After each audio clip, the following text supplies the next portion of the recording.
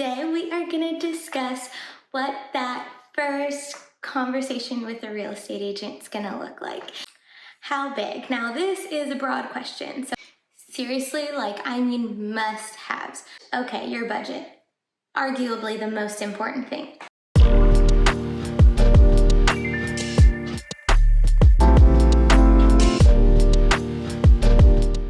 Hi friends, today we are going to discuss what that first conversation with a real estate agent is going to look like. If you found this video from the funny reel I posted. Where do you live? In the city. Do you have a house? Apartment. On a rent? Rent. What do you do for a living? Lots of things. Where's your office? I don't have one. How come? I don't need one. Where's your wife? Don't have one. How come? It's a long story. Do you have kids? No, I don't. How come? It's an even longer story. That is from that Kevin Malone audio, asking all of those really in-depth questions really quickly. Feels really intense and kind of overwhelming. I guess that's kind of how it is, but all of the questions I'm going to ask you have a very specific purpose. So the reasoning behind them is just I need to get to know you and your goals and your priorities before I can really best serve you. So first question I'm going to ask you is where you're moving from.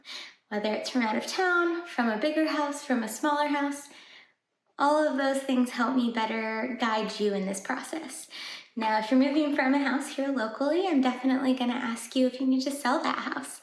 Hopefully I can help you in that process as well. That will lead me to a whole nother string of questions. If you're moving from an apartment and you're just ready to find a home, great.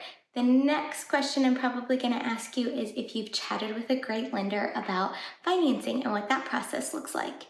If not, no worries. Jennifer is going to tell you what that question process would look like.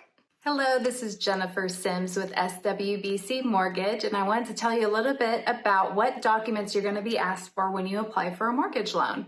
So the first thing you're going to be asked is all about your 2-year employment history. So if you're a W-2 employee, you'll need to have your pay stubs, usually about 2 pay stubs on hand to send to your loan officer. W-2s might be required as well, but they're not always needed.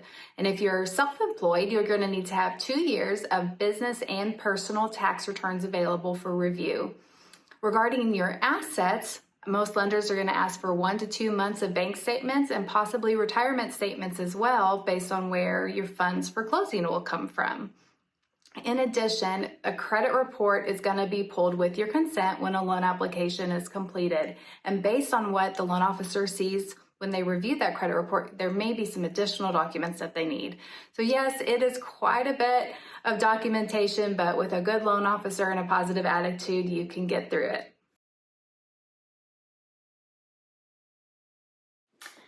Once we've got all that squared away, then we'll really dig into what you're looking for in a home.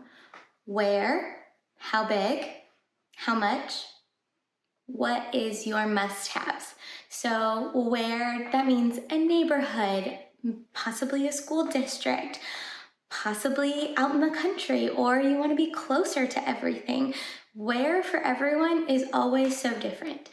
So it's really important for me to know where you want to go and why you want to be there so that I can best set that search up for you.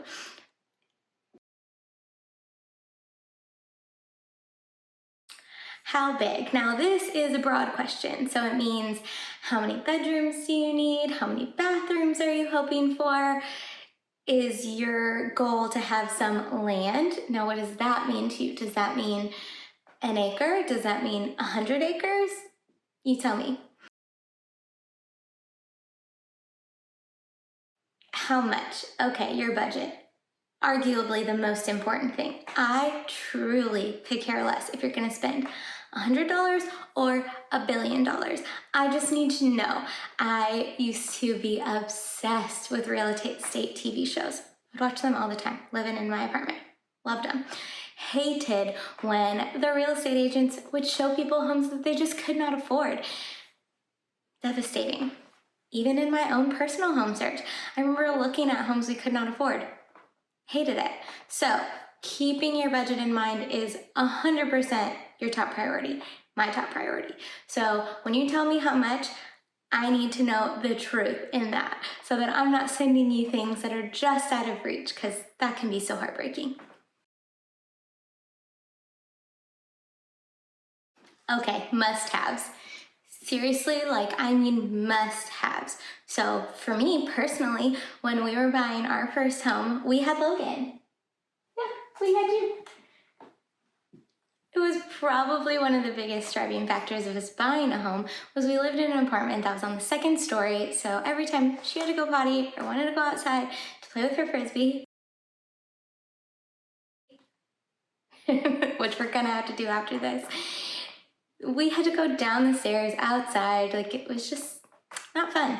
So getting a backyard that was fenced so she could run free and be safe was a huge priority for us. So is a fenced-in yard a priority? Great. An isolated master so your teenage kids can play their music as loud as you want so that you don't have to hear it on the other side of the house? Awesome. A playroom or an office or a designated extra space? Let me know all of these things so that I can be on the lookout for your perfect home. Now, sometimes I'm not going to ask you all of these questions in the first phone call because, yeah, that could be overwhelming. But I guarantee we're going to get through most of it, at least at our first showing. My favorite kind of interview is a front porch interview. A lot of times people call and they want to see a home, and that's great, and I will show it to you. But it might not be the home. So it's really important for me to get through all of these questions and find out as much information as I possibly can to help you find your perfect home. So between me, a great local lender, and you having access to all of the things we can provide you, we will find the right home for you. Once you have your first conversation, we get through all of these questions, I am committed to helping you get into your home. If you want to chat more and answer all of these questions with me so we can get your home search started, just let me know. Click the link to the website down below, fill out the client questionnaire, and we'll get started. I hope this answered some of your questions about all of the questions that real estate agents and mortgage professionals might have for you early on in this process. If you have more questions, I'd love to help. If you want to chat and you want me to be the one that helps you move to Texas, that was dumb. Oh my gosh. I thought I was recording. I wasn't. Cool. Delete, rewind.